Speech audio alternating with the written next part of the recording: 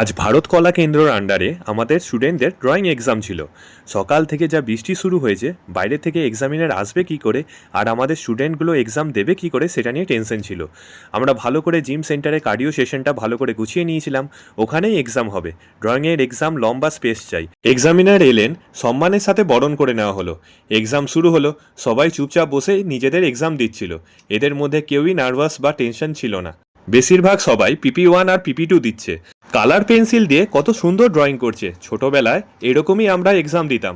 Dream drawing centre এই সুবিধা করে দিয়েছে বাচ্চাদের বসে ড্রয়িং এক্সাম দেওয়ার। সার্টিফিকেট পেলে ওরাও খুশি হয়। ড্রয়িং একটা এক্সট্রা কারিকুলাম অ্যাক্টিভিটিসের মধ্যে পড়ে। ড্রিম ড্রয়িং সেন্টারে আঁকা শিখতে গেলে আমার সাথে যোগাযোগ করুন, আমি ডিটেলস প্রোভাইড করে দেবো। এরপর আরও এক্সাম আছে, সেসব নিয়ে আমি পরের ভিডিওতে আসছি। কেমন লাগলো ভিডিওটা অবশ্যই জানাবেন। এইগুলো হলো আমাদের স্টুডেন্টদের ছবি যারা এক্সাম দিচ্ছিল।